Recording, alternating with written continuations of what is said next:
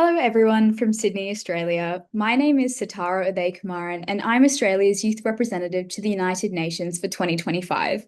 It's a pleasure to speak with you today. I'd like to begin by acknowledging the traditional custodians of the lands on which I'm speaking from today, the traditional country of the Gadigal people of the Eora Nation. I pay my deepest respects to their elders, past, present, and emerging. Sovereignty was never ceded, this always was, and always will be, Aboriginal and Torres Strait Islander land. And with that truth comes a responsibility to listen, to reckon with our history, and to move forward in ways that centre justice, dignity, and truth telling. As I mentioned earlier, my name is Satara, and I'm the Australian Youth Representative to the UN. In this role, I carry the voices of young people from every corner of this vast continent. For the past few months and in the months to come, I've been travelling across cities, coastlines, deserts, and islands, meeting with young people whose lives are as diverse as the landscapes that they call home. From classrooms in Sydney to detention facilities in the Northern Territory, from the windswept beaches of Tasmania to the sacred soil of the Tiwi Islands, I've been listening deeply. These stories, filled with grief, hope, fury, and fierce determination, will be carried with me to the global stage, including to the United Nations General Assembly later this year. We often speak about emissions, net zero goals, and climate policy. But on the ground, climate change does not feel like a spreadsheet. It feels like the earth cracking beneath your feet. It looks like homes swallowed by floods, like communities grieving sacred sites destroyed by mining, like young people waking up in the middle of the night with panic attacks because the future feels like it's slipping away, and no one in power seems to be listening. In the Torres Strait, rising seas aren't projections, they're pounding at doorsteps. In Western Sydney, kids miss school not because of illness, but because it is simply too hot to sit in a classroom. And in the Northern Territory, water isn't just scarce, it's disappearing. Across every state and territory, young people are saying the same thing in different words.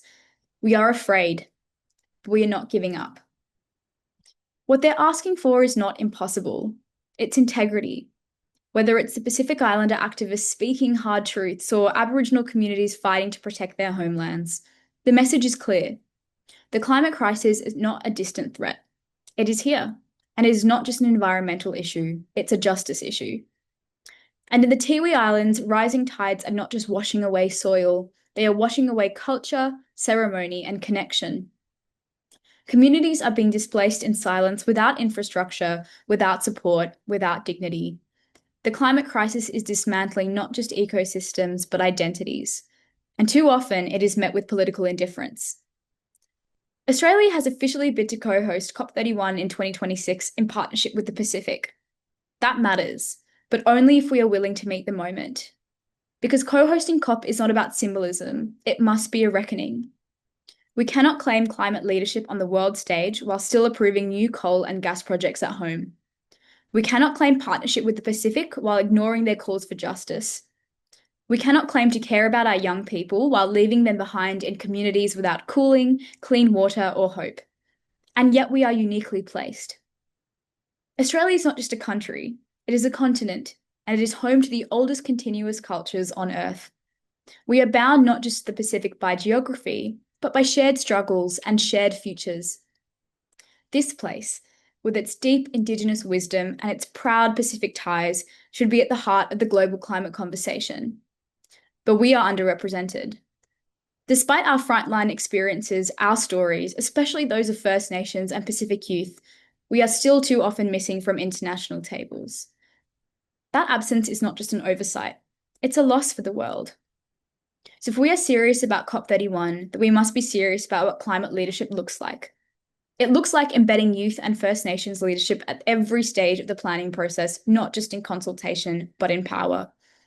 It looks like ensuring that climate-affected communities from the Tiwi Islands to Torres Strait have not just a platform, but resources, protection, and sovereignty.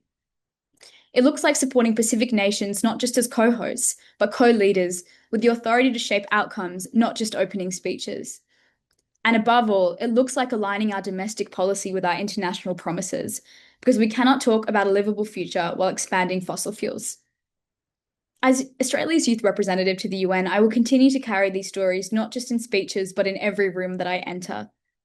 Because speeches alone won't save us. The real power lies in what we do together, in how we shift policy, in how we centre justice, and how we listen to the voices that have been pushed to the margins for far too long. And I want to share some of those voices with you today through the questions of young people from across our world. Kaya, who is 18, a first-year university student from Sydney, asks, what helped you get involved in big things like the UN? Did you ever feel nervous or unsure about speaking up? Kaya, absolutely. I've felt nervous more times than I can count. I felt unsure, small, out of place. But what helped me was knowing that I wasn't speaking for myself. I was also speaking with and for others. I began with small steps, volunteering, joining youth councils, putting my hand up even when I was scared. And over time, those small steps led to bigger ones. You don't have to be fearless to speak up. You just have to believe that your voice matters, because it does. Jonah, who is 17, a school leader from Port Moresby in Papua New Guinea, asked, I help run a climate club at school. What advice do you have for getting more students and teachers involved and excited about it? Jonah, I love that you're already leading in your community. One thing that works well is connecting climate action to people's everyday lives. Show how it affects your local food, health, weather, and culture. Invite people to share what they love about the environment and what they want to protect. Make it creative. Host events, art displays, or community cleanups. And most importantly, invite teachers in as collaborators, not just supervisors. When people feel ownership, they show up. Lani, who is also 17 from Fiji, said, we get a lot of flooding where I live and it's scary. What would you say to young people like me who want to speak up about climate change but don't feel listened to? Lani, thank you for your courage in naming that. You are not alone. So many young people feel dismissed or ignored. What I'd say is don't underestimate the power of your story. People may not listen the first time, but keep speaking. Use art, song, dance, and writing any way you can to tell your truth, and find others. There is a huge strength in collective voice. When you speak as a community, your message becomes harder to ignore. And keep going. Tama, who is 15 from Aotearoa, or New Zealand, asked, you represent a lot of different young people. How do you make sure everyone's voice is heard, even the quieter ones? Tama, thank you for this question. It's one that speaks to the heart of what representation should mean. For me, it's not just a professional responsibility. It's quite personal. My sister has Down syndrome, is deaf, and therefore nonverbal. So I grew up understanding that communication takes many forms and that being heard doesn't always mean speaking out loud. I know what it means to love someone whose voice the world often overlooks, and I carry that with me into every space that I enter. That's why I don't just listen to the loudest or most confident voices. I actively seek out the ones that are quiet, silenced, or excluded. That means going beyond the usual spaces into regional towns or remote communities and youth centres, into places that don't often get asked what they think. I sit with young people in those communities and listen on their terms. One of the most powerful ways that I've learned to do that is through First Nations yarning circles. Yarning circles aren't just conversations, they're sacred practices of deep listening. They create space for everyone to share in their own time without pressure. There's no hierarchy, no rush. Sometimes silence speaks just as loudly as words, and that way of listening has taught me to slow down, to be present, and to really hear people, especially those who aren't always heard. And if I can, I always make sure there are translators in the room so language isn't a barrier to being understood. And I invite other forms of expression as well, art, music, dance, poetry, because some people tell their stories best with a paintbrush, a beat, or a gesture. If we only listen with our ears, we'll miss hearing so many truths. So when I say I represent young people, I mean all of us, including the ones who speak in different ways, the ones who communicate differently, the ones in places rarely reached. I carry them with me not just as tokens, but as leaders in their own right. Because justice doesn't mean giving a microphone to the same voices. It means changing the way we listen and who we listen to. Marira, who is 16 from Tuvalu, asked, our island is really small and we're already seeing the effects of climate change. What can young people in places like mine do to get the world to pay attention? Marira, your voice already matters and it's not small. In fact, it's essential. Young people in frontline communities like Tuvalu are some of the most important truth tellers we have. Document what's happening through photos, stories, film, whatever you can. Share it with regional networks, link with others across the Pacific, and don't wait for an invitation. Take up space. The world needs to hear your truth, and your leadership is not just relevant, it's urgent. Tula from 16 from Samoa asked, how can we bring our cultures and traditions into climate action?